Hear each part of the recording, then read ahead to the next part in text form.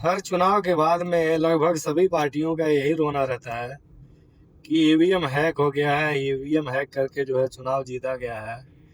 तो मेरे भाई लोग, जब सब पार्टियों को ये पता है कि ईवीएम से ही चुनाव जो है हैक करके जीता जा रहा है, तो ये लोग हर चुनाव में जो है चुनाव का बहिष्कार क्यों नहीं कर रहे हैं? जब चुनाव ख़त्म हो जाता है तब फिर रोना धोना कुछ दिन तक शुरू करते हैं।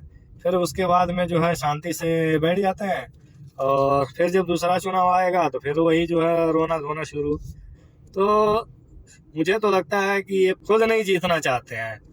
इनके पास इतने सपोर्टर लोग रहते हैं, अगर ये चाहें तो एक दिन में जो है सब कुछ चेंज करा सकते हैं। इनके एक कहने पे जो है लाखों लोग जो है घरों से निकल करके ईवीएम का या इस तरीके से जो धांधली हो रही है सबका जो है आंदोलन कर सकते हैं। लेकिन ये लोग जो है खुद अपने जो है जालों में फंसते जाते हैं, और जब चुनाव ख़त्म हो जाता है, जब हार जाते हैं तो रोना धोना शुरू कर देते हैं। और बड़ी पार्टियों का खेल ये है कि वो लोग क्या करते हैं कि छोटे मोटे कहीं दो चार चुनाव में जो है दूसरी पार्टियों को जो है अच्छी खासी जीत दिला देते हैं, और जब वहाँ से वो लोग जीत जाते हैं तो उनके पास मौका हो जाता है कहने के लिए कि भाई जब तुम्हारे यहाँ कैंडिडेट जीता था तब जो है ईवीएम हैक नहीं हुआ होता। और बड़े जो चुनाव होते हैं तो उसमें जो है ये लोग खेला कर देते हैं।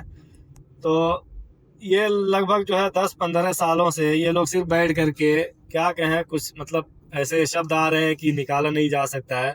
सिर्फ बैठ करके नौटंकीबाजी कर रहे हैं, ईवीएम हैक है, ईवीएम हैक है। लेकिन ना किसी चुनाव में किसी पार्टी ने बहिष्कार किया चुनाव का, और ना ही कोई बड़ी आंदोलन किया। बस दिन रात ट्विटर पे बैठ करके बस अपने जो आईटी सेल है उससे बस लिखवा दिया ईवीएम हैक है, ईवीएम हैक है। उसके अलावा इन लोगों के पास कुछ करने धरने के लिए नहीं बचा है। ये लोग जो जो विपक्ष में है इतने कायर हैं कि ये लोग अपने पार्टी का ही जो है फायदे के लिए कोई स्टैंड नहीं ले सकते। ये लोग आगे चल करके जनता के लिए क्या स्टैंड लेंगे, यही समझ में नहीं आ रहा है। ईवीएम ही नहीं, पूरा तंत्र जो है हैक करके चुनाव जीता जा रहा है।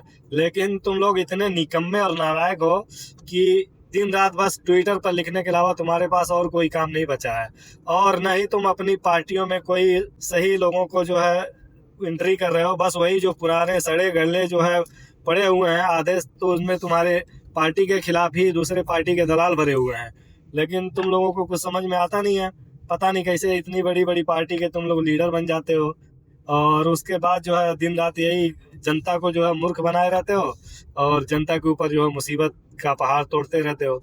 और बस दिन रात रोना लगा हुआ है 15 साल से, ईवीएम हैक है, ईवीएम हैक है।